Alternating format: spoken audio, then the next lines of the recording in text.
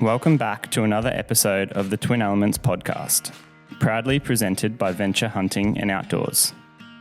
If you're like us and passionate about hunting, spearfishing, and many other outdoor-related pursuits, with an eagerness to fast-track your learning, then this podcast is perfect for you.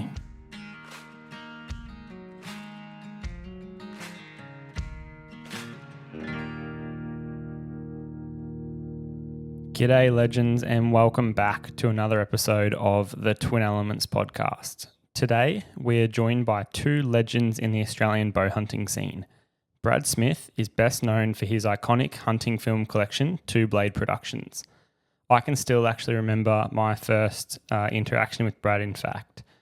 Dad and I had just finished one of his films many moons ago. It might have been Deer Addiction or even Hogs of Oz, to be precise.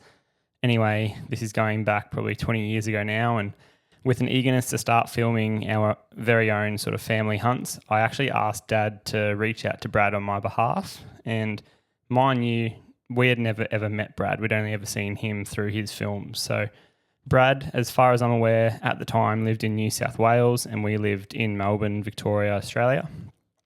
Anyway, watching his films led me to write an email to Brad, which surprisingly, after probably a few days of sitting in his inbox or in the junk folder, surprisingly, much to my surprise, he replied to it, and the rest, to be honest, is history. Since that initial interaction, Brad has been somewhat of a role model for James and I, with his strong hunting ethics, the fact that he doesn't want to shoot out past 30 metres unless absolutely essential, which I guess he would probably argue is never really essential on a moving, living critter. Brad has a knowledge for the animals that he hunts and the landscapes he visits, and as I've described, Brad's willingness to help, complete strangers who often later have the tendency to become his mates is one of his greatest qualities, in my opinion. More recently, Brad has switched from DVDs to producing hunting films on YouTube. Many of you may have seen, these well-constructed pieces of cinematic brilliance under the Bow Hunting Down Under banner on YouTube. So Brad can be found on socials at @BradSmith_BowHuntDownUnder. And our second guest today is Matty Moore. So Matt is very much a jack of all trades. When he's not managing a cattle station up here in Cape York, wrangling feral cattle, fighting fires and working on broken down machinery, Matty is running hunting camps here at Kayuga Adventures. Matty is also part owner of Kayuga Broadheads, so he is a very, very busy man, as you can imagine. If you would wish to check out Matt, head on over to his socials at @MooreOfMatt, MooreOfMatt. And yeah, to be honest, with incredible hunting experience throughout Australia, both of these guests have plenty of knowledge to share based on their extensive experiences. So fresh off a week of hunting with the team, this episode wraps up our epic hunt with Kayuga Adventures. James and I jump in with the boys and we discuss everything from, a hunt with Kayuga Adventures, the costs associated, what to expect on a hunt with the team, as well as little things like early versus late season hunts and which hunt might sort of best fit your hunting criteria. We also dive into archery gear and tuning tips, arrow flight and aiming for a surprise release on every shot, anatomy of bedded boars, release aids and equipment, failures the team commonly see amongst hunters in camp, and much more. Plus, we've even touched on a few moments from the hunt where James and I follow the lads around with the camera gear and they actually get amongst a few critters themselves. So without further ado, we'll jump straight into the podcast. Alrighty guys, we are here at the infamous Strathburn station, sitting around the table from a couple of legends who we've grown up watching hunting, now been fortunate enough to do a bow hunt with. But yeah, Strathburn station is up in Cape York, North Queensland, for those that don't know, and we're up here in what would be like a late season kind of hunt, hunting just before the rain comes in, before sort of summer rains come in and sort of rehydrate the countryside because it's pretty dry up here at the moment. But we have pretty much capped off a week of hunting with these guys and it's been an awesome adventure. James and I think coming up here, we're pretty green towards Cape York and this style of hunting. And now being able to leave, it's just another hunt that I want to put on the bucket list for every year. It's been really awesome. But I think we'll start off by doing introductions. We'll sort of look around the table here and I'll let one of these boys go and introduce themselves. But I'm sure you guys will sort of know the voices if you guys have been paying attention to sort of the Australian bow hunting scene over the last few probably decades now. Yeah, what do you want me to say? So we've got our two esteemed guests who very much don't need any introduction in the hunting space here. Is on my left, we've got Mr. Matty Moore, who is the owner of Kayuga Adventures and also Kayuga Broadheads, one of the owners of Kayuga Broadheads. And across the table from me is the very good-looking Brad Smith, who had Two Blade Productions. I told you, don't trust this. Two Blade Productions and two Bow Hunt Down Under films, which I'm sure everyone is very familiar with. They do incredible work in their cinematography and storytelling. So we were lucky enough to spend a bit of time up here with these guys and chase some cracking hogs. I think for me, just the number of pigs and especially the quality of the hogs that we experienced up here, like it's one thing to come up here and like you see photos and stuff and you're like, oh yeah, but it's one of these things that we, most days we're seeing 8 to 10 shooter pigs. And I mean, we hunted hard, but we weren't killing ourselves either. And I think like the biggest thing, which these guys said beforehand, it's like if the wind doesn't, destroy us, being Strathburn's like in the center of Cape York. So I didn't fully understand that. And even talking to Matty on the phone beforehand, like, so you've got, especially this time of year, the sort of trade winds drop off. And so you've got winds coming from the east and winds coming from the west. And we didn't really have that many days of like, full gusts of wind really. Like it's been pretty quiet. And so you don't really have a lot of cover noise. You're in crunchy leaves and sometimes in thick vegetation, but you're in luckily in a very game rich environment, which sort of makes up for it. And yeah, we're seeing plenty of pigs. So really it was just those ones that everything fell together. And then, yeah, we got some really good hogs on the deck, but it just opened my eyes to how many really, really good boars up there. Like what Brad said, like they're sort of born with tusks up here, it feels like. But yeah, we've had an awesome week and a bit here, and it's just been great seeing the diversity in the countryside too, and just seeing like how many really good pigs you guys have up here. Yeah, I think like from my perspective, it's been amazing just in the sense of you pretty much go to like we were doing a lot of waterhole like walks where it was either based around a spring, a swamp, a lagoon, or simply like a little dam or something like that. And it would be driving to within close proximity, getting out, chucking the gear on, and then trying to hit it obviously downwind and just, play that situation, try not to bump other pigs, wildlife, cattle, birds, all these sorts of things, and just like reading the queue. And we were pretty much blessed to be with either Matty or Brad for the whole trip, which was awesome, and just pick their brains and take a lot away from this style of hunting. But like from my perspective, it was you almost had the expectation that you were going to shoot or see at least a like 27 point boar on every waterhole, and it really did feel like that. And I don't know if that's being realistic. Like it felt like we almost on every waterhole would rock up and there was like a decent boar or somewhere in the close proximity, whether it was in the shade or whatnot. And I don't know if that's like if someone wants to come and do this hunt, if that's sort of the normal, or if this was just like an amazing trip where we got to see quite a lot of really quality animals. But even the ratio of like mature boars, or what I'd call like a decent hooky mature boar compared to just young boars, seemed to be through the roof, which was pretty cool hunting.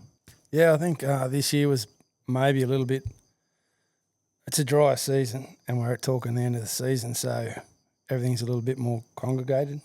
So you were sport a little bit, I dare say. Like, just depend wherever I took yous, we bumped onto some pigs, you know what I mean? And there was some good boars here and there. And like I said, the lack of water everywhere else and where it's drying up really quick, well, it limited the areas we have to hunt. And being the end of the season, we know what areas are working here and there. And, yeah, we just had to deal with those winds at times. But as a general rule, like anyone that comes here, they normally get 1 to 2 chances a day each. That's sort of the average. Some days they might get 3 or 4, other days they might get any. It's not guaranteed, but it's, most of the time we certainly find pigs, and especially in these conditions at the moment. Yeah, I think for me the big thing was just like the quality as well. Like what Ayden was saying, like it was like every pig we saw, or boar anyway, like you're like, oh, he's got like proper good hooks. You know what I mean? And I don't know if that's just like, It's not always like that. oh, I can Definitely not. Yeah, I can imagine, but it was just like eye opening for us because, you know, like normally I'm flat out finding a set of hooks where like here, and like you said, I think it's just a accumulation of so many factors in the sense of like, yeah, very limited water, like from what you guys have sort of been saying the last week or whatever, that, you know, this is the driest year you've had in 4 or 5, or driest season you've had in 4 or 5 years, which obviously is like a huge factor. Whereas like you were saying this time, previous years, like there was still water like that you guys had in what, like July sort of thing? Yeah, we had sort of 3 or 4 good wet seasons, and which the hogs would have bred a lot, and it would have dispersed them, and they were spread out. And in them wet years, we were hunting areas that we never even knew held water. But then you have a year like this year where they don't hold water now, and they're back to the actual permanent waters, and them hogs have to come out of the thicket and come into the permanent waters there. Just to access them is a bit easier when it's a bit drier year. You can't pick a butt, I reckon, some years, like, and some weeks we just seem to stumble on certain age class of pigs. And then other weeks it's like, geez, we've just sort of struggled, you know.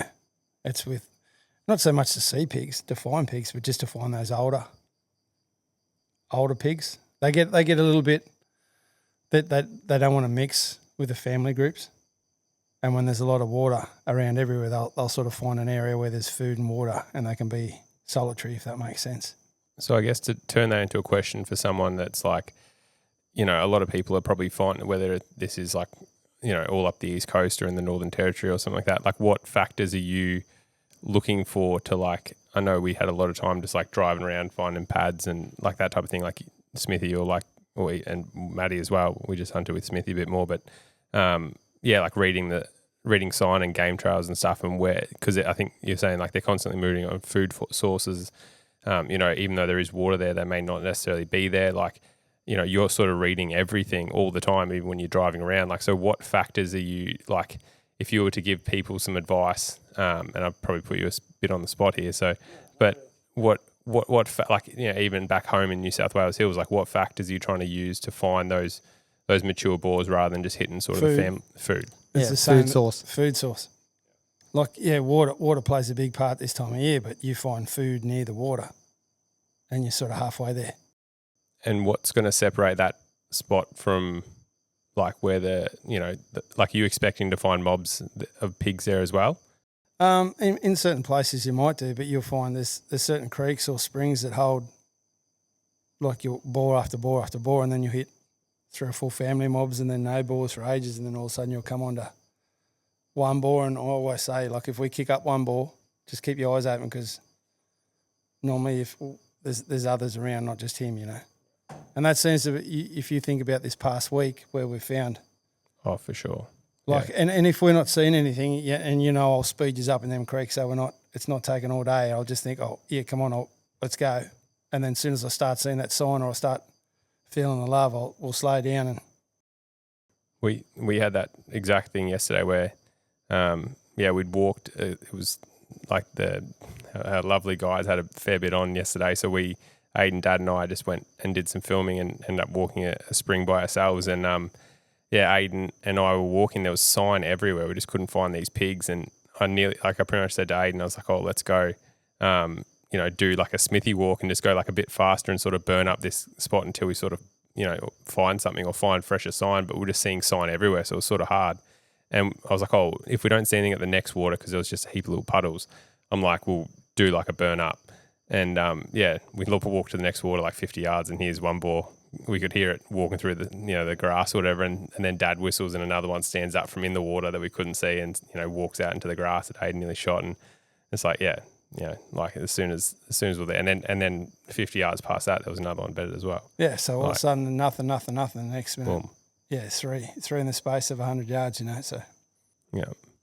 So I learned a lot, particularly about the food sources. Like that was definitely a point that you wanted to put across and like emphasize. And it was cool. On our first afternoon here, we'd just driven up from further south and, basically get here and unpack and sneak in a quick little hunt. And straight away you're pointing to all these trees and like showing us different bark on the trees. And I'll probably pronounce these wrong, but like there was a few different species of, trees that you were speaking that had like the nanga nuts. There were some bush apples.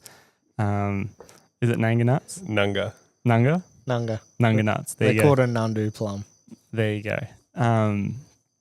But I constantly had me like searching around, like we'd get to water holes and I'd kind of be looking for these trees just to see like where, obviously, it was likely that pigs would be.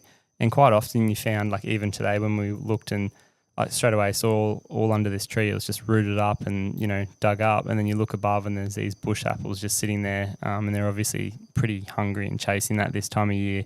Are there any other, like, I suppose, just to answer it, I was going to ask what other ones we're looking for, but I think carcasses are obviously another big, playing card this time of year. We were able to take a couple of boars off carcasses this week. Yeah, well, what did the first few days, like how many cattle did we find either stuck, perished, even wallabies in the dams, Yeah, I think we found like in the first 2 days when it was probably the hottest, and just before that rain hit, we found 4 cows stuck or cast, and then 2 wallabies or 3 wallabies in the water, dead or helped them out, and then so yeah, I mean like everything, and that's the thing. Like as we're sitting here, that Matty was saying they're forecast for like 50 to 100 mil of rain.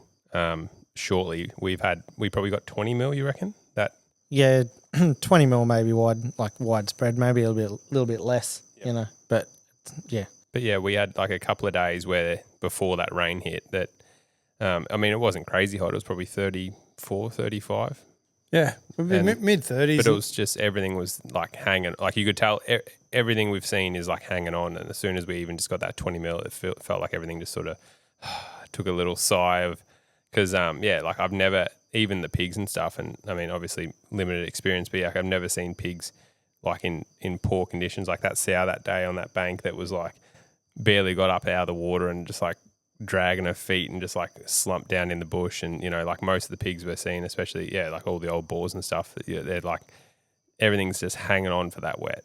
Like, I think you get that up here a bit, but I think that's the draw card you're talking about, tuss and stuff wise. Like there's a lot of pigs in a lot of different places at the moment because we've had a stack of good years, but up here there's always those pigs getting through to old age, and there's always that really good class of boar supports a good set of tuss, you know what I mean? And those people that are chasing it, that's what draws people to Cape York, I suppose, Well, back in the day, I thought, well, that's, if you want to try and shoot something with a big set of hooks, this is where you're going to come,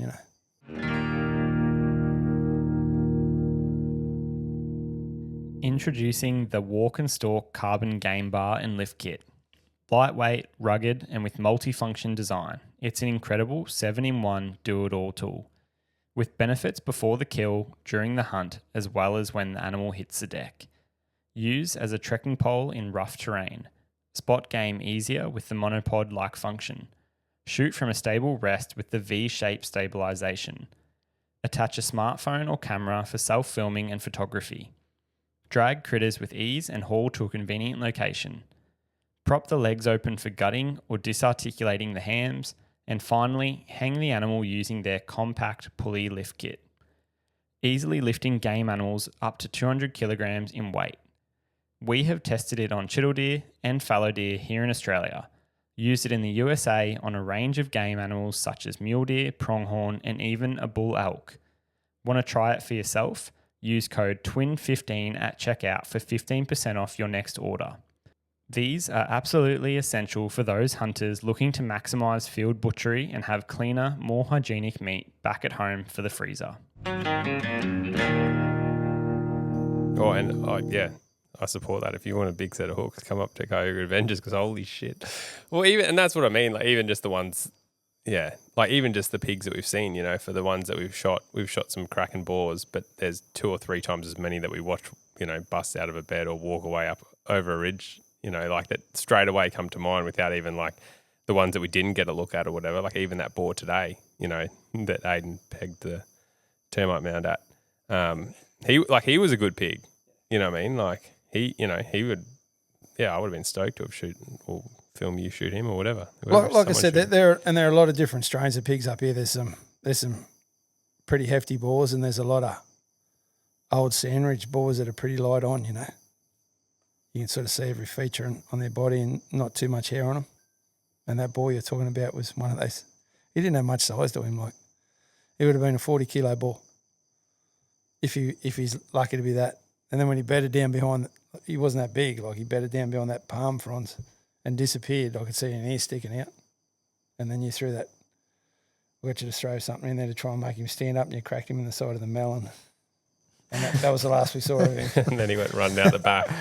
Yeah. The plan fell together. Brad handed me this little stick and goes, "Can you throw that in there?" And I'm like, "Oh, I'll do you one better. I'll grab this little bit of broken termite mound that was the size of a tennis ball, and I'll lob it over there." And my instruction was to hit the top of the pandanus that he was sitting under, and I unfortunately misjudged the distance and nearly clocked him in the head at the base of the pandanus. And he basically just like paused for a second and then just ran out the back door and never gave anyone a shot or opportunity, which was a bit of a bummer. I apologise for that one. But no, it was all right. We used my Crocs there the other week. We had a ball laying up, and we ran out of stuff to throw at him, and just to try. He wasn't laying at a real good angle. He wasn't killable, and we needed him to roll over in his bed.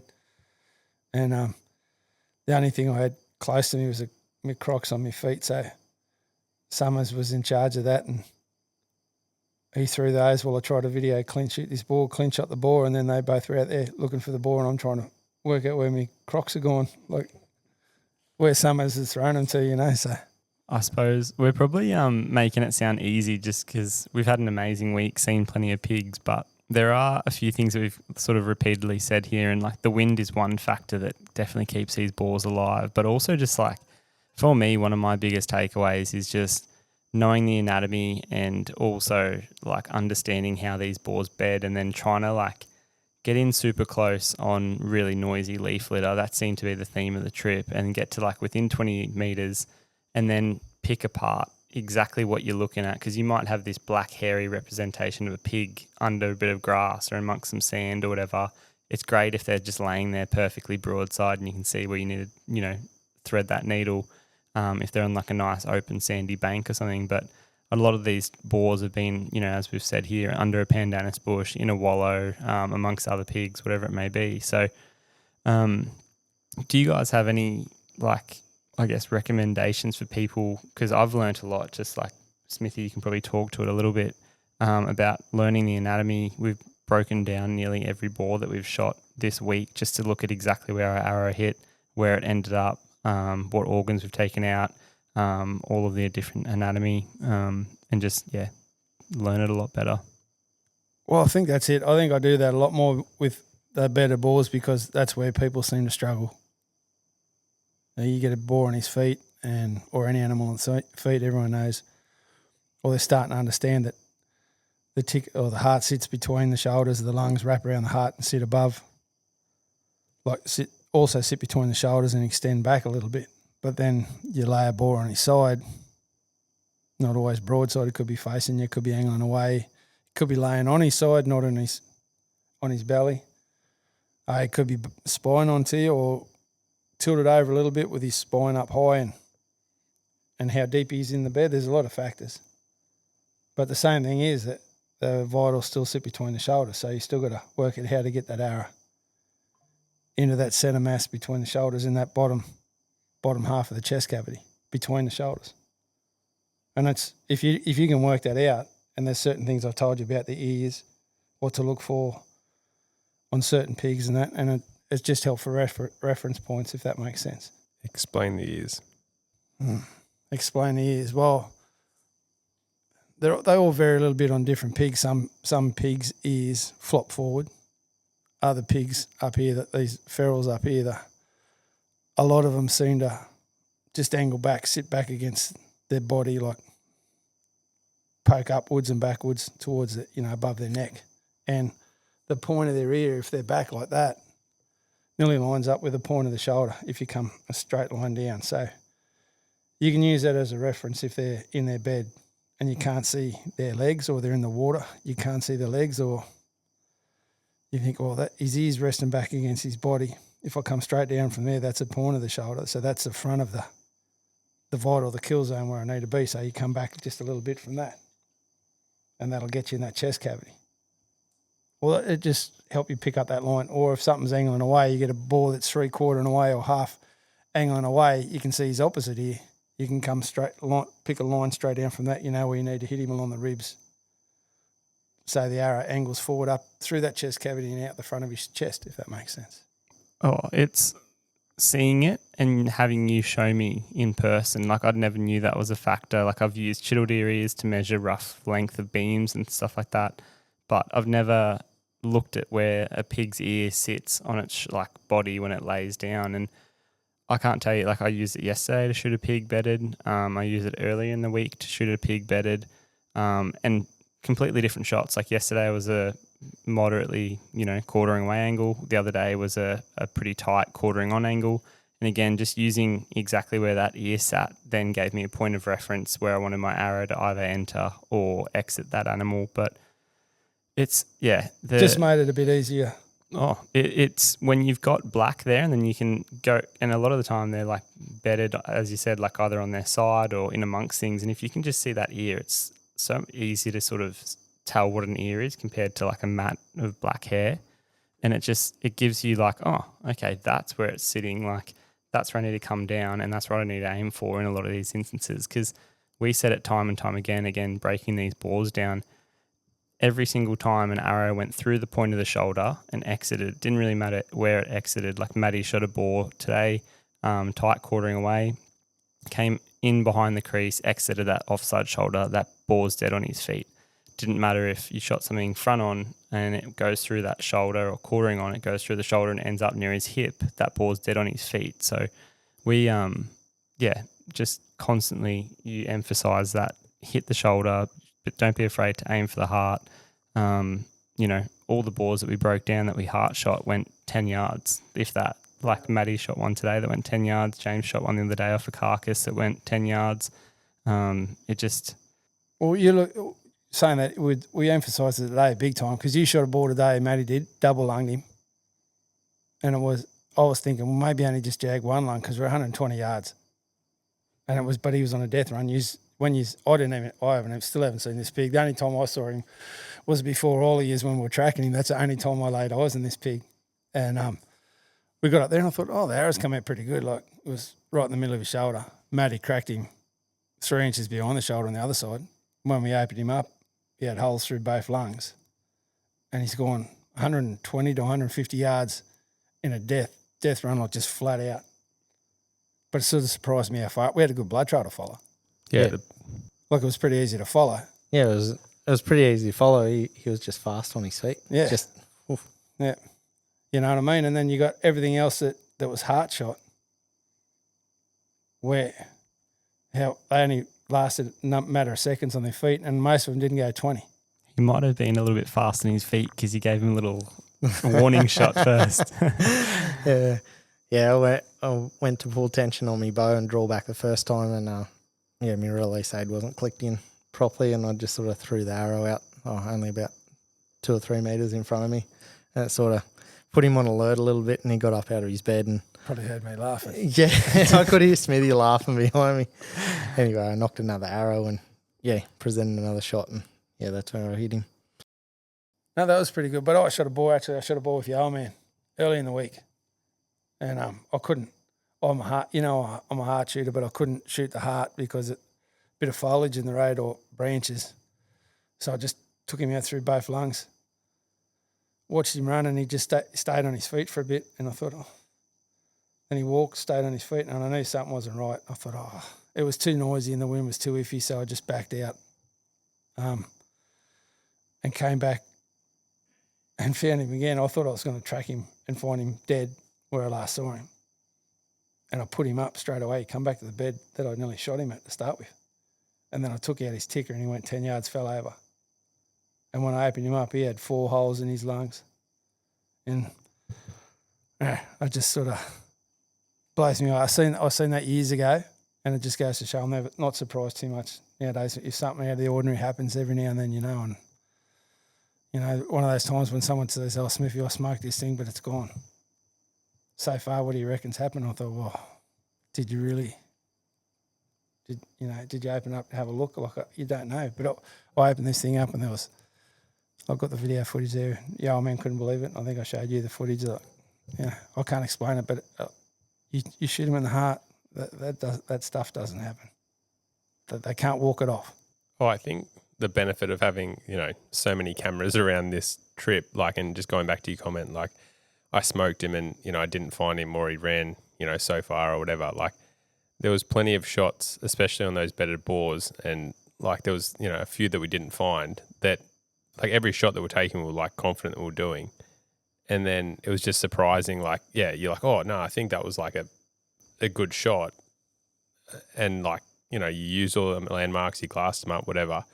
And then you're 2 or 3 inches out from where it should be, which on a bedded pig, even the other day, I used the one that I shot twice so there was a boar bedded slightly quartering on.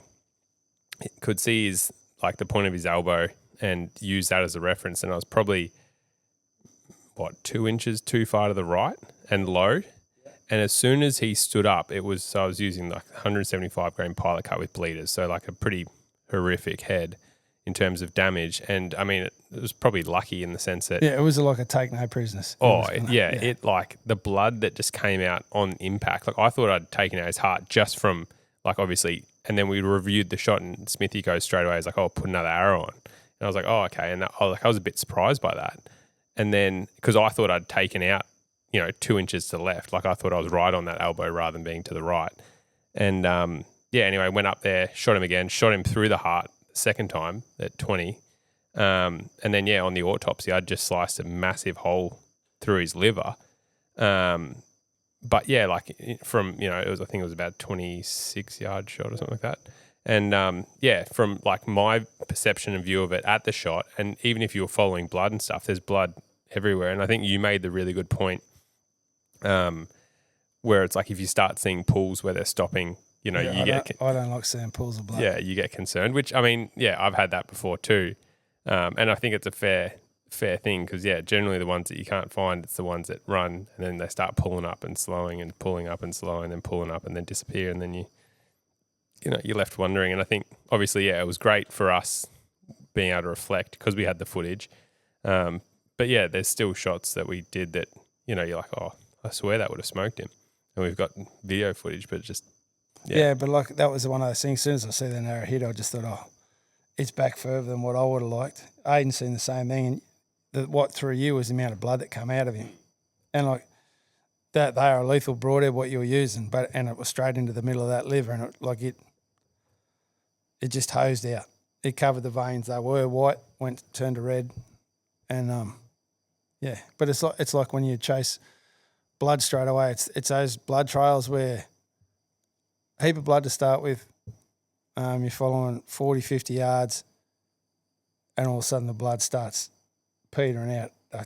I'd rather it the other way around. I'd rather try and, there's a bit drop blood there, and here's more. And next minute, there's more. I'd rather it go the other way.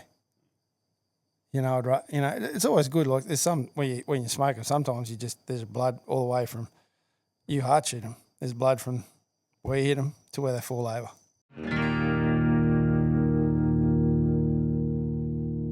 Kayuga broadheads. Where do I begin? Ayden and I have just absolutely taken to and loved these broadheads. He's shooting the 150 grain Zots while I'm shooting the 150 grain pilot cuts with bleeders. There was no other head that I was going to run in Montana on my limited entry hunt than the pilot cut. And I was so happy when I took down the bull of a lifetime. We've teamed up with Kayuga to get 10% off your next order by using the code TWIN10 at checkout. That is TWIN, 10 the number at checkout to get 10% off your next order.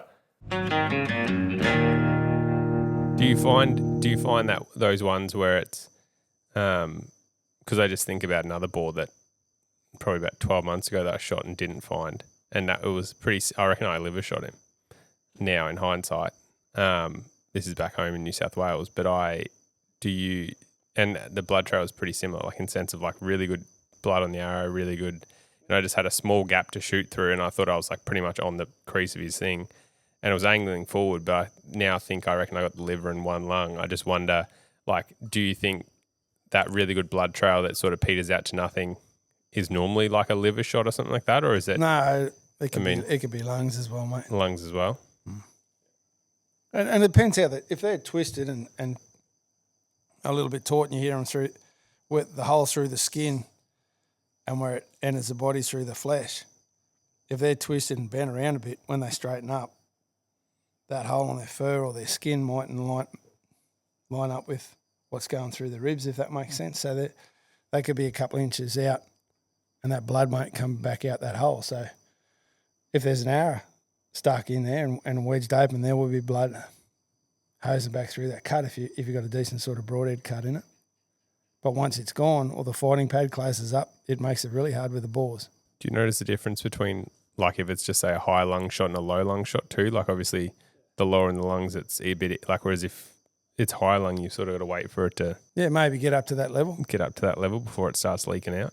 Depends if, like I said, it all depends if that arrow stays in or doesn't, and depending on if you hit, a main vein or arteries in those lobes of those lungs too. There's a lot in it, mate. No two shots are ever the same, and you just got to take it as it comes, and that's what I know. I use the camera all the time, so it helps me show where the arrow hits. It helps me show where the animals run, and you can sort of see their reaction of what may have happened or what may have occurred. Like, that's why I'm sort of advocate of trying to get as close as I can and trying to keep things simple. Take a few shots and only take a shot when you know you can kill something, not when you're hoping you can hit something. It's too many variables. Animals, they've got no will to, they're not going to give up the ghost. I think we owe it to them to sort of do the best we can and try and put them down as quick as we can. And, that's why I said if something's still standing or I find a pools of blood, well, something's wrong. They should be dead on the ground within 15, 20 seconds. Realistically, that's the goal. There's another takeaway that I'm really interested in, and something that I've looked at a lot or watched a lot this week, and just the way you guys both talk about your top pin, and it's almost like that one pin inside and out, whether it's 20 meters and you're going to use it at 20, say you have it set at 25 and what that does, height-wise, how much it drops or whatever at 20, how much you need to shoot high at 30 to get it to hit the right spot. And just even with clearance over branches and between limbs and all that type of stuff. So your 25 metre pin, just say, if that's your top pin, is effectively a 20 to 30 metre buffer. Whereas there's a lot of guys that have a 10 metre pin, 20, 30, 40, whatever it may be, and don't actually know how their bow shoots, don't know how many inches above they need to aim over that little lip to get it over that branch, under that branch. And it's cool talking to someone like Brad, specifically. Again, I'm sure you're the same. Today we asked you what pin you used on that animal, and you said, top pin. And, whether that was you aimed an inch or two higher because you thought it was further or whatever, but it's just, there is no other pin nearly.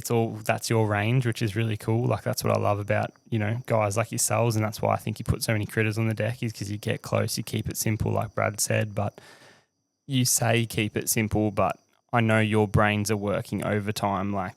You're saying keep it simple, but you're shooting in these 2-inch gaps to get a pig because you know where its anatomy is and where its heart is and all this type of stuff.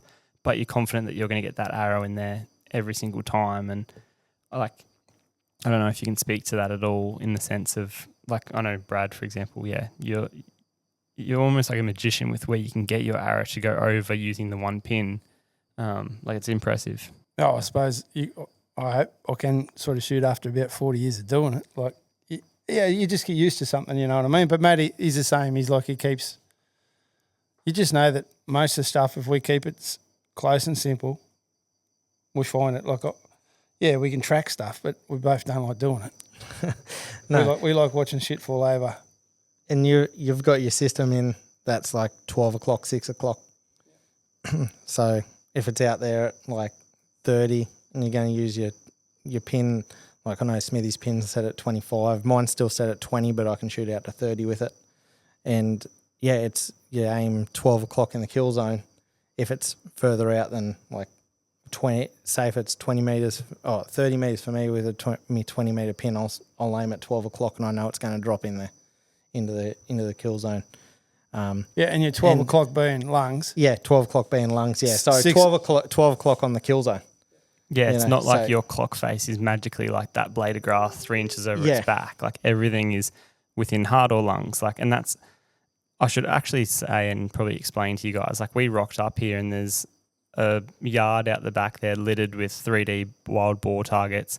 There was a couple on the ground that I was like, they must have had a storm because they're blown over. No, they've got them literally laying on their side so you can shoot in between their shoulders, and they've got this ginger boar with, or I think he's black boar with ginger spots or ginger boar with black spots, whatever. And it was funny. Dad was literally teaching my dad. Did I say Dad was teaching my dad? Yeah. Brad, was teaching my Daddy Brad. father, my dad Nick, who was also here, where to shoot. And he was literally using that 12 and 6 and whatever. And he said, on that black dot on the shoulder, I need you to hit 12 o'clock. And it was cool just to be able to, see that on all these 3D targets, they've literally got a yellow line across where is a no-go, and then up on the top of the lungs, another yellow line, which is like a no-go. And then these 3D boar targets that they've got are phenomenal. Like anyone looking to buy it, I'm sure we can find out what they are and whatnot. But they've got the heart on there, the lungs, all the anatomy in there, so you know exactly where you're aiming. And I know that Brad's actually put a bit of time into like helping with these, and they're just awesome to be able to get your eye in and actually shoot and make it matter, I guess, rather than just shooting a dot on a target. Yeah, and it's like it's just knowing your gear as well. Like you have to know your gear to be able to thread the needle.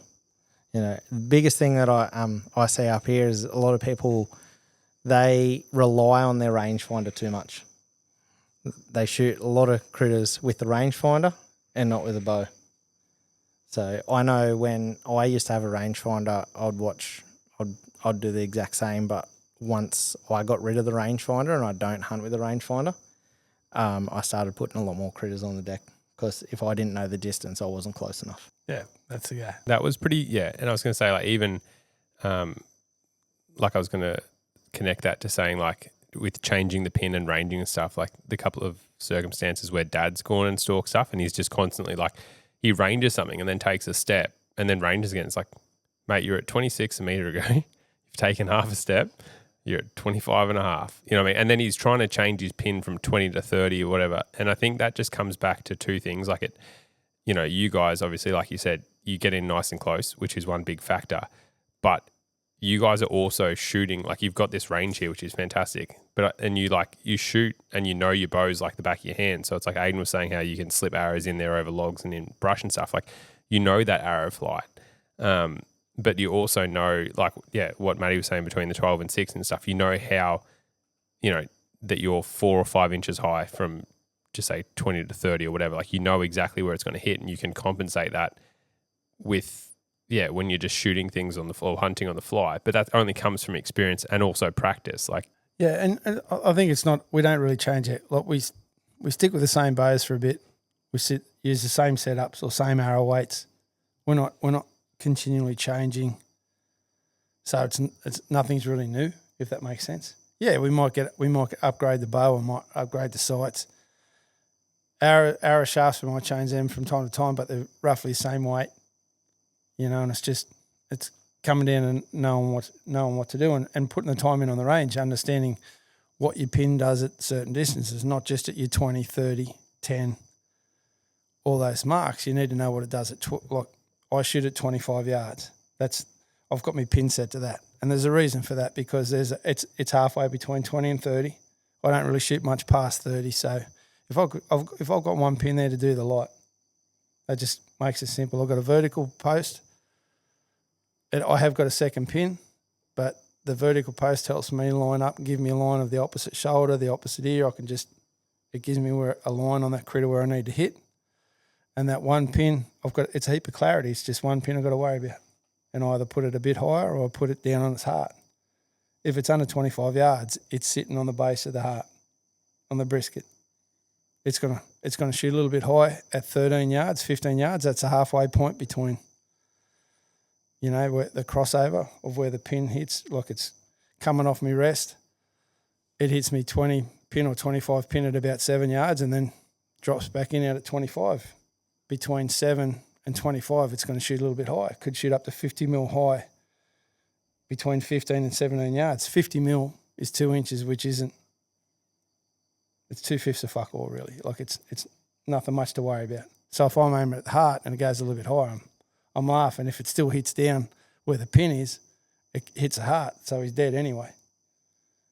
And then if he's at 30, I just aim halfway up on a critter. And then it drops down. It might drop 60 mil if I'm aiming halfway, but that puts me down close to the top of the ticker again, top of the heart again. So it's a no-brainer for me. And it's something that everyone can do at home as well. Just go and shoot your target with your 20-metre pin out to 30 and see how much it drops. Like, just go and practice that. And then, once you know your gear, you can put it into play when you're out there, Well, I had the Spot Hog, I think it was Godfather or Fast Eddie XXL or something like that, where it's got the 2 pins, so I had mine set to 25 and I knew that the next one down was like 34, which just meant that I could, gave me that perfect reference.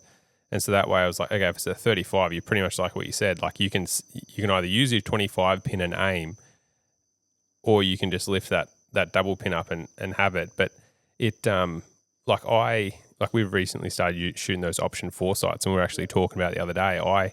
I reckon I get a better sight picture now. And I hadn't shot the horizontal pin. I hadn't shot horizontal pins for 6 years, and had always raved about the single pin, that vertical thing, and like what we spoke about, putting it straight up the leg.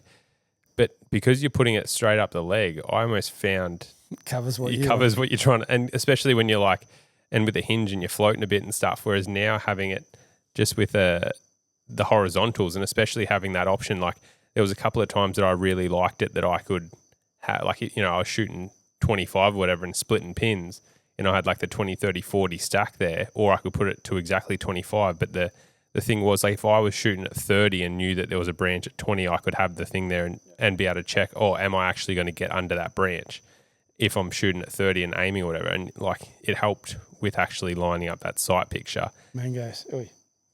Pig just come in and grabbed a mango. He's out. Yeah, we're literally... Gone. This is how good Kayuga Adventures is. We're sitting here doing a podcast, 4 of us talking. I think Mick's sitting over there 20 yards away from where the mango thief has come in. Yeah, he's throwing them at him. And this little sow's come in and stole a mango off the lawn. I was wondering what you guys were all looking at. I'm like, no. I thought it was a cat, and then it's a little pig. But getting back to that, but that's where it all is, mate. That's why there's so many sight configurations, because we're all a little bit different, and what suits one person doesn't necessarily suit another. So you've just got to find out what agrees with you, if that makes sense.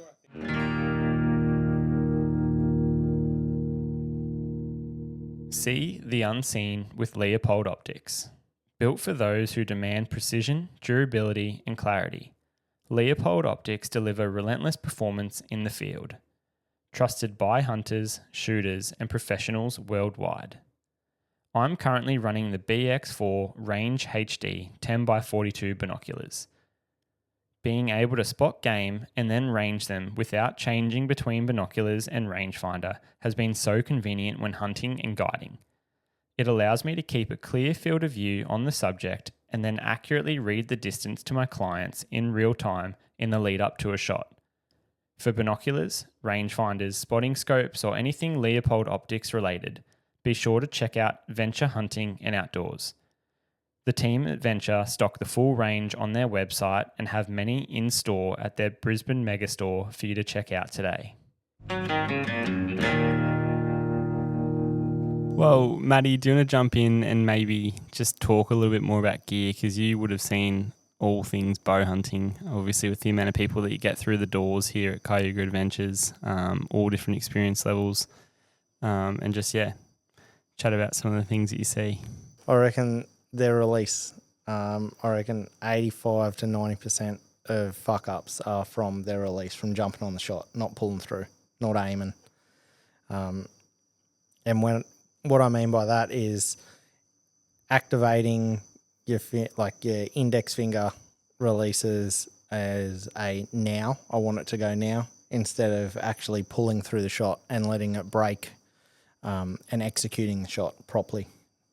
So a now shot, like when you want to activate your index finger release and jump on it, you're actually going to grab the bow with your front hand as well. Like when they command. Yeah, command release. Where I like giving people a tension release for a good training aid. So they pull through the shot. They have to understand to activate the shot by pulling, and it'll go out and it'll change their whole mentality and the whole brain function around the release and just aiming. Just continue to aim and keep pulling. And so these people that come with these subpar releases, are most of them shooting like what I call a trigger release? Yep. Or is it? Yeah. Yep. Yeah. And generally then like these people, how are they shooting? Like they rock up and they... Most of the triggers, like Matty just said, the triggers are too light. They're too scared to even put their finger on the trigger because it's going to go off, which is crazy because if they've got the pin or their sight and the pin on the target and they touch the trigger and it actually goes off while the pin's on the target and it scares them, they don't like it, but they've probably hit the target where they've aimed. That's sort of a surprise release, do you know what I mean? But they're worried about it, yeah. Yeah, your best shot, a surprise release. It's like today, both them boars that I shot and that dog, like I didn't know when it was going to go off. I just kept pulling through and it just broke and it was like, oh, and like it sort of scares you a little bit, but when you get that split second, you see that arrow just zipping through where your pin is and it's all good, you know, like instead of just trying to go, oh, I need it to go now. And it's only a split second in between now and getting it to break, you know. People are worried about missing out on the opportunity, eh? Yeah. We've heard that a number of times this year. Oh, you're shooting your hinge really well, mate. How come you're not hunting with your hinge? Oh, I'm just worried that I'm going to be too slow and I'm going to miss the opportunity. Something's going to run before I can get it to activate to go off. And like at the end of the day, accuracy is what kills up here. If you're accurate and you put that arrow where your pin is and that arrow flies to where your pin is, that animal's gone. It's all over. Well, yeah. I started shooting a hinge 6 years ago off Brad Murphy's advice because I was shooting a trigger poorly and it was costing me animals. And I can't tell you how many people said to me like, oh, but like it goes off like so slowly. Like, aren't you worried about losing animals and whatever? And it's just like, yeah, but if you don't have an extra, like if the difference between me command shooting with a trigger or using a hinge and actually being accurate with my hinge or just like slapping it and having target panic, if that 2 seconds is the thing that cost me a potential opportunity on an animal, well, like you probably didn't have that much of a good opportunity anyway. You know what I mean? I would argue. And like that animal's probably going to be onto you or that thing's, you know, like, cause I've had, if you've got like pigs walking past at 10 or 20 yards, you can still roll a hinge or get a hinge to walk, you know, or a release or, you know, like you can get like all of them to go off quickly, but it's like, yeah, I'd argue that you just didn't have that much of, you know, it was. Or you haven't got control over. Yeah. But it's weird. Like, yeah. But you look at, I'm just going to use Mick as an example because today he's been mucking around with the resistance release the last 2 days here. And all of a sudden a light switch has gone on in his head. And he's been using that shot trainer, pulling through the shots with that resistance release. And he's gone back to using his thumb button release. But he's pulling through the same way and it's all of a sudden now he's like, he's got a spring in his step when he's out there. He's smiling because he's never released so good and so cleanly.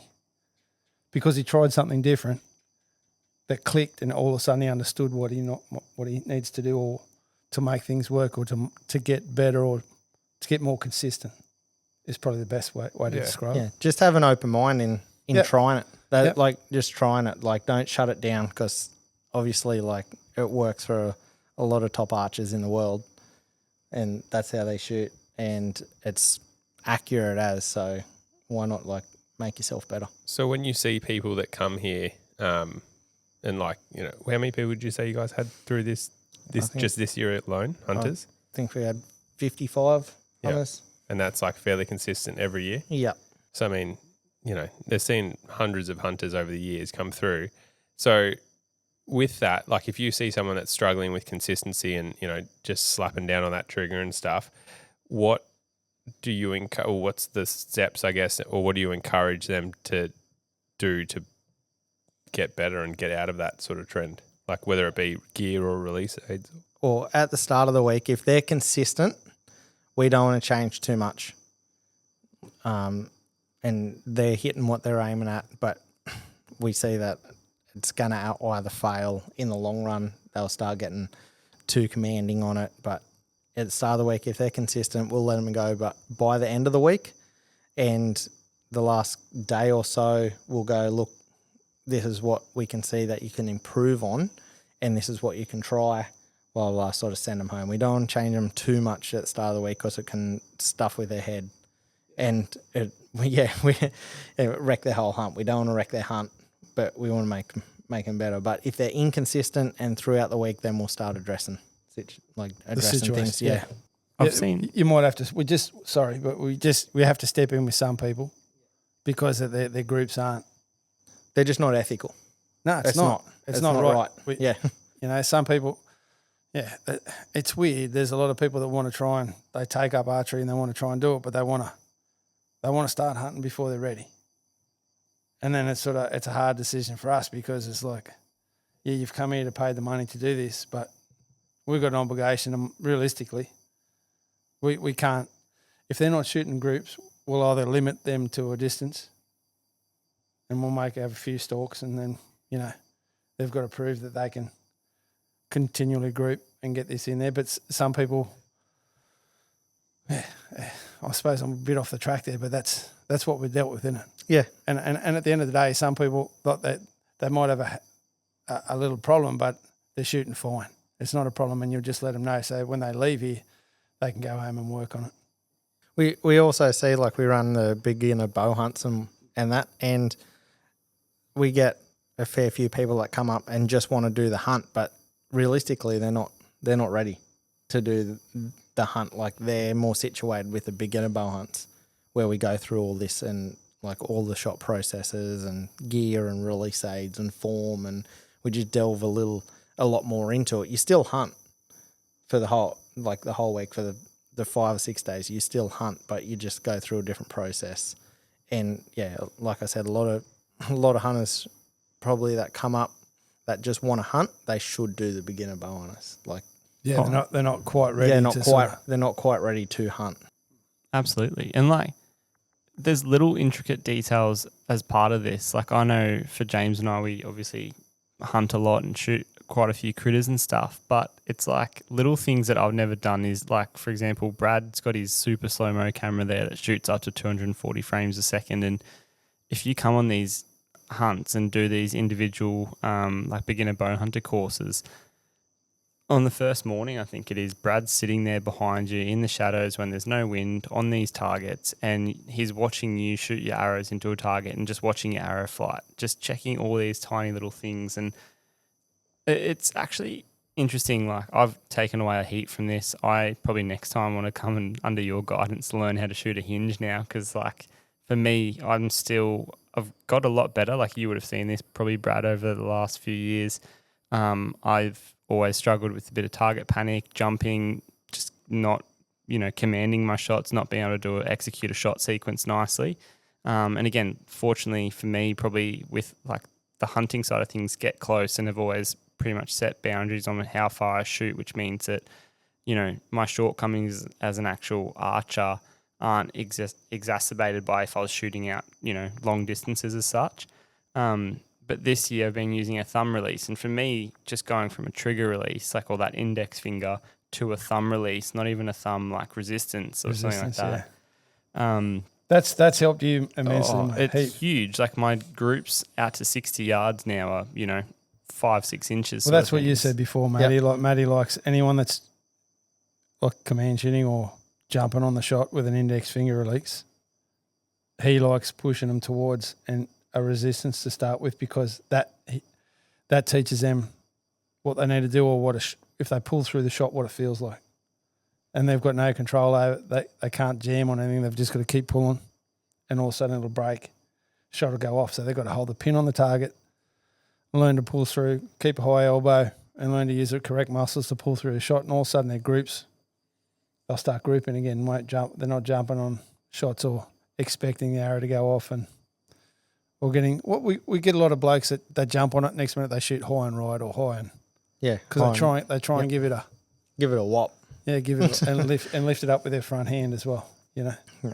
And I only know that from my own experience because I suffered with target panic a fair bit, and like I tried to do a lot of things to fix it. And then once I actually talked to Smithy, and he said, get a car to squeeze me. This is probably 11 or 12 years ago now. And soon as I done that, it was like I shot that for 3 months straight. And then when I went back to a normal release, it was like a whole different ball game. So I just revert straight back to that. Even if I start jumping on shots now, I just go straight back to that and just retrain my brain. And I also have a couple of different releases. So I've got a tension release that I hunt with, and I've also got a hinge release that I hunt with. And generally I carry both of them when I'm hunting. And I don't even know which one I pull up. You just great. You're reaching whatever comes out of the pocket. That's what you shoot. Yeah, that's what I shoot. And at any animal, because I just know that if you go through the shot process, you can get it to break. Numa Outdoors is our camouflage clothing of choice. The team has formulated a durable, breathable, quiet and comfortable camouflage lineup, suitable for all terrains, season and pursuits, with a great pattern to keep you concealed. You may have recently seen us running the Renegade lineup in our recent adventures up north.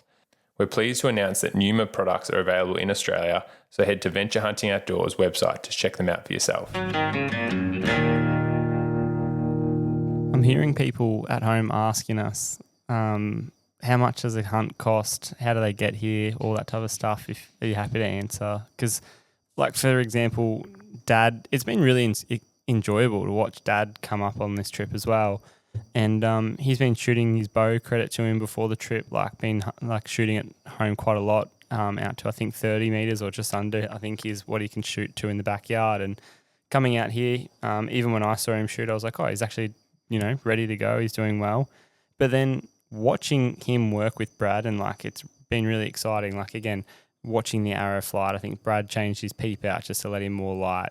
Some of his arrows were a little bit too long. So they've got all the facilities, all the gear here. They've trimmed his arrows down. They've, got everything back into line, ready to go. And seeing Dad, who I would say is someone that loves his hunting, has grown up doing his hunting, but now sort of struggles time-wise and only gets out for a hunt maybe every 6 months, every year sort of thing.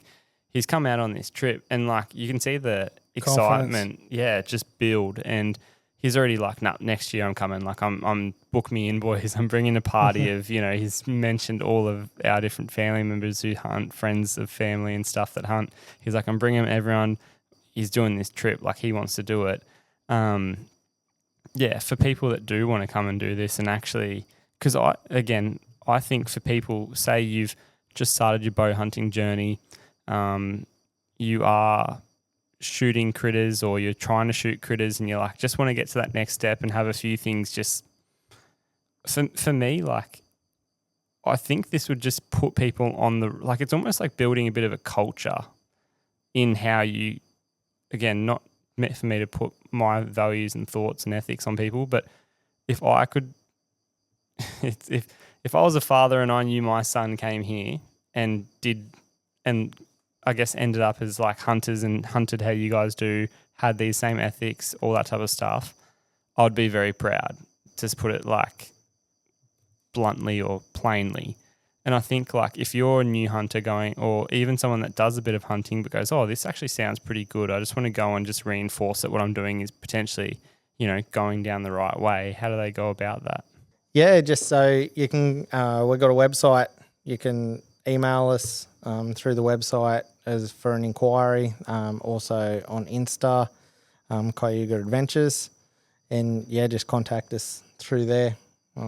Ask us a few questions if you need to, and we'll go from there. We'll try and get a phone call happening to see what your expectations are. And to be honest, if your expectations are to turn up and want to shoot 8 or 10 boars a day with a bow or whatnot, this isn't the right place. But you'll definitely get a lot of opportunity and learn a lot. So, Yeah. Oh, and again, doing like my own guided with spotted safaris, it's the amount of inquiries you get, and it's like, oh, am I guaranteed to shoot a 30-incher? It's like, no, not even guaranteed to see one. You know, there's so many factors outside of the hunting, but what you will get here is like amazing camaraderie in camp. You're going to learn a heap, and you're going to leave being like, I want to go back. That's what I would guarantee. Unless, to be honest, unless you're a bit of a wanker and have a super high ego, like Brad's pointed me out on 20 different things that I do incorrectly with my hunting. And again, if you're willing to learn 30, yeah. But honestly, if you're willing to like learn and take lessons from it, and again, be like surrounded by good people, then this is definitely a really good hunting camp, and something that I'd recommend people checking out for sure. Yeah, I wouldn't say, I haven't picked you up on anything, I don't think. But anyway, it's just, like I said, me and Matty only know what works for us and what works time and time again. We learn a lot from the hunters we get here as well. Like sitting back and watching how they go, see the gear they use, you think, oh, yeah, that's pretty sweet how he's done that, or how they go about this, and then we see what doesn't work as well. So, yeah, and we don't know, like, we don't know everything. No, definitely not. Yeah, far from it. And there's no egos in camp. Like, we pull them in the line too. So, it's, come up and have a good time and learn some stuff and get a stalk on a few critters. And yeah, just enjoy your week away, you know what I mean? And that's the biggest thing. There's a lot of people that come here that don't know each other, and then now they've been, like, after the return, they come back here every year and they're hunting with people that they met here. And they're not just hunting here with them people, they've become friends, and they're hunting, all over the different parts of the planet, really, different parts of Australia. I think that is even like with our small, like it was just Ayden, Dad and I, and then, Maddie and Brad and Mick. So, I mean, we're like what I would call like a small hunting camp for what we've heard you guys have here at Kayuga Adventures. But like even within that, it was cool because there were some days that, Ayden, Matt and I went off, or Ayden, Brad and I went off, and then Dad and Matt went a different direction and Mick's going a different direction. You come back at night and you're all having like, I should say, like the food and stuff that we've had here was, to be honest, nothing against you lads, but like proper surprising too. Because I mean, like you think hunting camp, and I mean, I don't know, like because you're not like what are you saying? yeah, you're not chefs, but you're also not like you're out hunting all day, and then you get back, and then there's like, these incredible meals waiting for you in camp, and then the thing that I really appreciate is you get to like talk about and learn from each other's successes or stuff ups, and you've got. Like, I mean, the filming side for us, like we said, was massive because you've got like that perspective or that different angle, so you can actually live review what's going on rather than just being, oh yeah, I think I shot him really well. And then you're like, oh, actually, and then you look at the footage, you're like, nah. And then other people can learn from that too. And I think that's like huge because it's like you come up here and you may not have that much hunting experience, or you may have heaps of hunting experience, but like I'm guaranteed that you're going to learn so much. And it's like, it's so many different factors. Like what Ayden was saying before, like we do a little bit of hunting, but our massive shortfall is definitely like a gear and tuning stuff. And even like what he was saying about like watching the arrows in flight and just talking to you because you guys have done so much and seen so much stuff. Like, you're not necessarily telling us things. It's more just like you're sharing stories. And from that, if you're like listening, which I know you probably don't think that I do that much, but like you just learn almost like organically, or like it just, it just sits in there, and then, oh yeah, that makes sense. And then you go use that on the next stalk, or you think about that on your release, or how you hold the bow, or and it could be even just things on like gear that you may use in the future or whatever. But it's just like there's so like you're just in that environment where it's just like you can't help but pick up so much things about whether it's stalking or shooting or what gear to use or whatever. Yeah, we're still learning too. Like you never stop learning, and it's just every shot, every stalk, you don't know what we're going to find when we go out there. We sort of, every now and then we get lucky and bump into a few old pigs here and there. And, nothing's guaranteed. Like you said, at the end of the day, we can't guarantee people that they're going to shoot this, shoot that, but we can guarantee that they're going to see pigs and they're going to get a few chances, and they won't go home hungry. I know that. So I wanted to jump back around because we obviously spoke about, like you guys do get the privilege of seeing so many people come through this camp. So we spoke about shooting wise that, like their release was probably the biggest thing. Gear-wise, and I'll probably direct this at you, Matty, gear-wise, what do you normally see as like the biggest, fail that people have? Is it like, broadheads, arrows, boots, camo, bows, not tuned? Like, what do you normally... Do you see fitness as a thing up here? Is it more because I know how hot it gets, but it's not like you're marching up and down the hills every day, but you're obviously on your feet doing creeks and swamps and things. So fitness is a thing. Like you have to be sort of half sort of fit, but also like you can also sit on water holes as well. If it's hot, you can sit on water holes, food sources, pads, stuff like that. We can drop you off, pick you up. That's more catering to people though. Like yeah. obviously, that's where someone rocks up and they're probably a little bit on the heavier side and they say, "Hey, I can't walk." Yeah. And then you're like, "Cool, we can accommodate that," but it's obviously probably not your preferred hunting style, like the most effective. Like if you said, "Hey, you can either sit on this dam or food source, or we can go and walk this spring," like I'm sure, or whatever, like hunt a swamp or something. Yeah, well, it's funny, but like as Smithy says all the time, like we leave good hunting areas way too fast. We don't spend enough time. Like I know myself, like I like to make something happen. I'm pretty aggressive. You go in, look at a water hole and you go, "Oh, nothing's there." Right there, turn around, we'll go find something else. But there is a lot of instances like that you sit there and something is going to walk in. Like at some point, something will come past your path, so it's a catch-22 what you want to do. I personally like to go and find stuff. I like to explore and find stuff, look at them foods, always trying to work sort of something out. Yeah, that's what you do. That's the thing. And like I said, if the sign's there in a lot of those water holes, I tell the blokes that, "Well, we can stay here. The time of day it is, something is going to come in here." But we are a little bit sport. We have got hundreds of water holes, swamps, miles of creeks and springs to hunt. So we can always keep busy, keep active. But if we do need to drop people off, if someone's getting a bit sore or they blistered up, we can drop them off on those certain water holes, and they do pay dividends. You know what I mean? We had a bloke here a couple of years ago, and I think every day we put him somewhere different, and he shot just as many pigs that week as the other boys. We walked everywhere. Oh, and you even made the comment the other day, like you're like, we're sitting somewhere and we're getting the wraps out to eat, and you're like, "Oh, this is where the boar. This is, just as I start unpeeling my wrap, this is when the boar's going to walk out." Which is true. Like how many times you just sit there for a minute and it's like, "Oh, we've just hit 5 water holes," and like, yeah, we've seen some boars and stuff, but it's a timing thing. Yeah. And especially because you're hitting, like what you said, like we've come, the ripe end of the season where it's like everything's congregated. You guys have done all the heavy lifting and hard work for us. You know where the food sources still are. You know what's been exhausted. You know where you're seeing pigs and stuff. So it's like, you're missing that dam, but you're hitting that one. And you're like, "Oh yeah, I've seen a boar here already that we bumped, 3 weeks ago or whatever."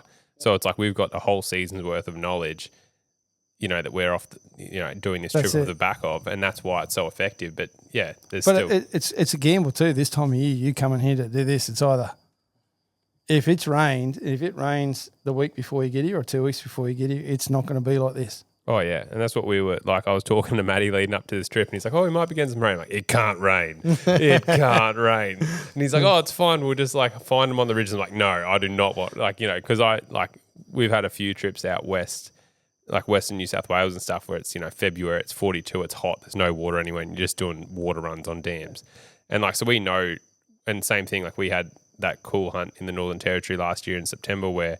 We found the last pool of water on the edge of a floodplain that didn't have a croc in it and had some awesome hunts on that. And so it's like, when the conditions are right and the pigs are congregated, it's hot, you can have these awesome situations. And we've, by the sounds of it, got very lucky in the sense of, like I said earlier in the podcast, they're expecting a shitload of rain in the next week or so. But equally, that could have happened a week earlier and this trip would have been, completely different. We got a couple of arvos of rain, but I think the first few days, I tried to take you to as many different spots. It wasn't the same thing day in, day out. So you had You got a bit of the dam action. You got a few creeks, springs, and even some of the creeks we walked. Some was rocky, others were sandy.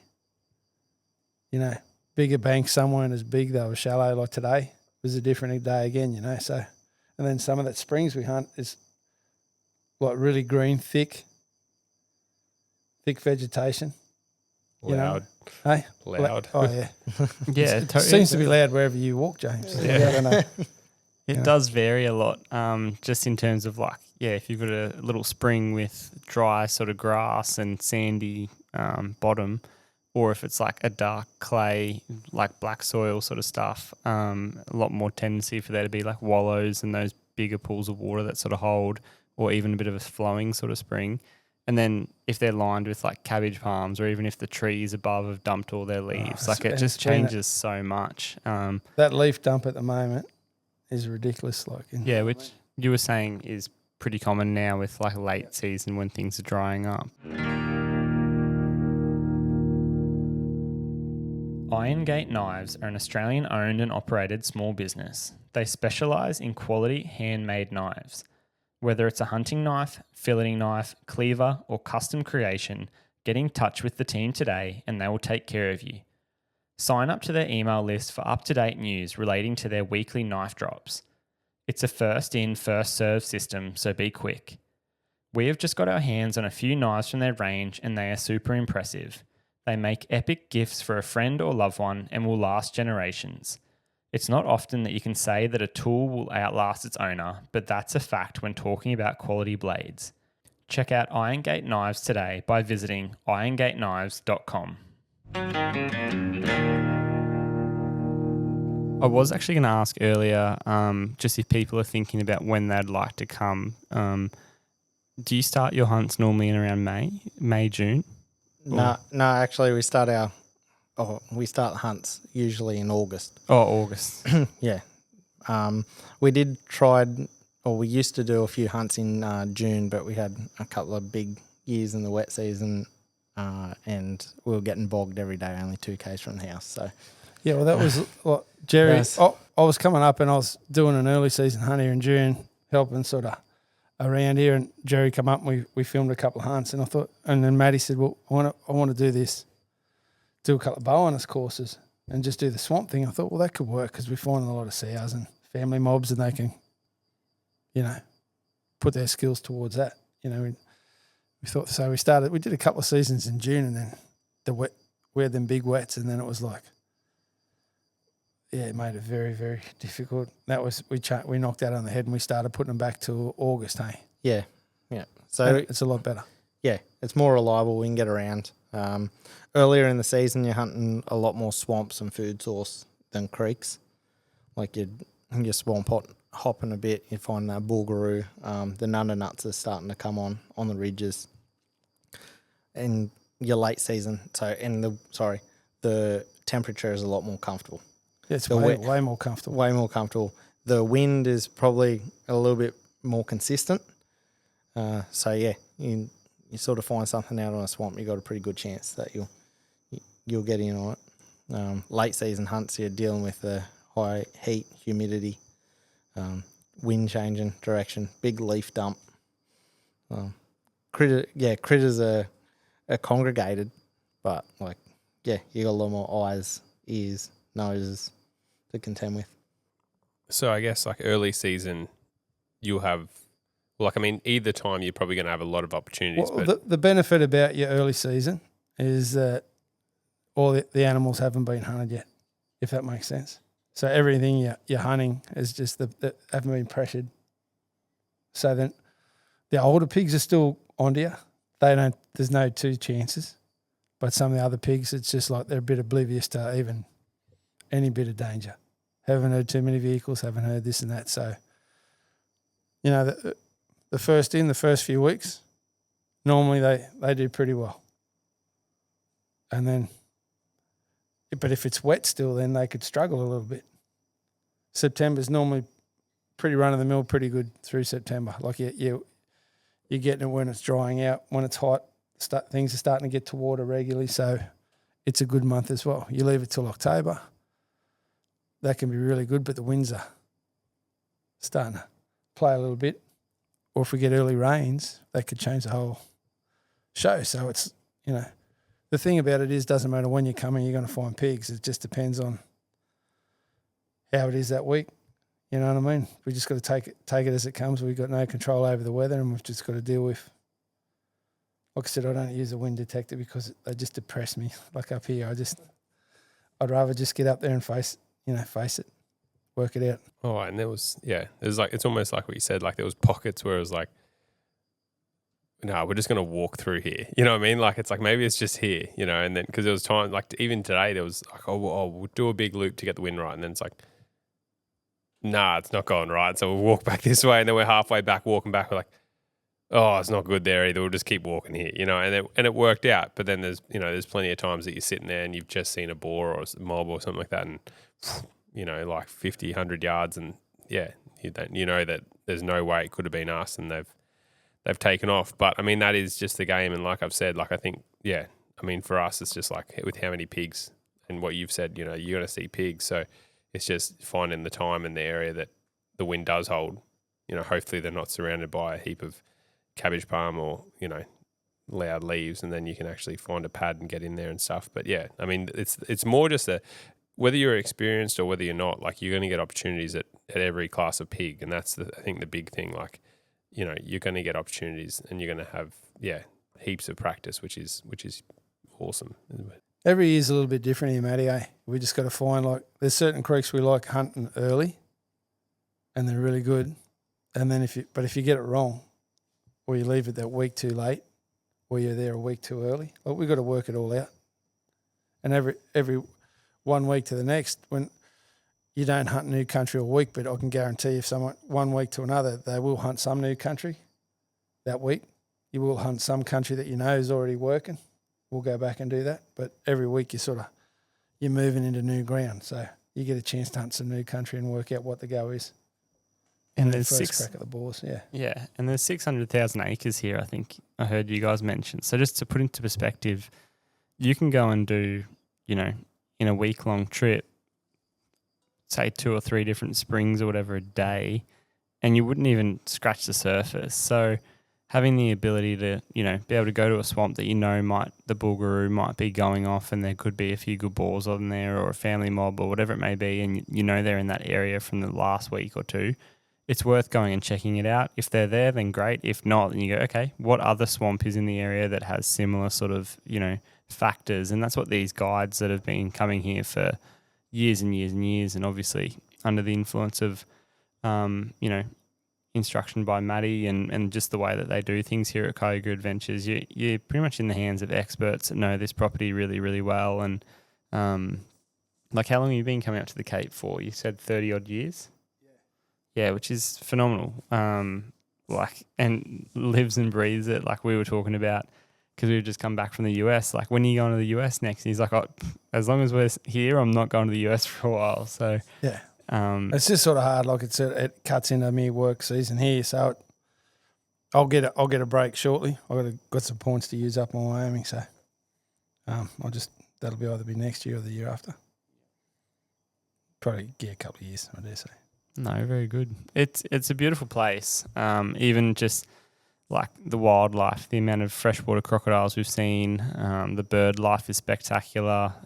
Just again, being so remote, and even the pigs, they're a different type of critter. Like, they're different. If you're used to hunting the mountains or even territory or anywhere like that, crop boars down in New South Wales or something, these pigs are just different. I think the first boar that Dad shot, I was kind of like, is it sick? What's going on with it? It was like a 40-kilo pig, 35, and had 3 inches of hooks hanging out the side of its mouth. And I was just like, what? It was unfathomable. Like, walking into that as like the first boar that we got, it was just, yeah. And as I said, it was just awesome seeing Dad get amongst it, have a really good time. And yeah, James and I are both very appreciative for all the time you put into this week, and even doing this podcast and shedding some knowledge and wisdom with the listeners. I know they would take a lot out of this.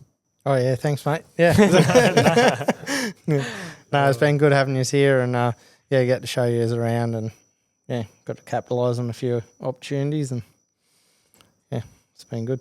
And we got up to a bit of mischief today and filmed a few bow hunts or bow kills with the boys as well. So I'm sure we'll be able to put that out somewhere as a bit of a film or some reels or whatever. So you'll be able to see the boys in action as well. It was good. They were handy. I think they've been scratching all week, helping us on our hunting adventures. And then today they've gone out and shown us, who the experts are. And it's been a really good thing to watch. So thanks again for putting up with us with the lenses and the camera gear and mics and everything. But we're pretty used to that.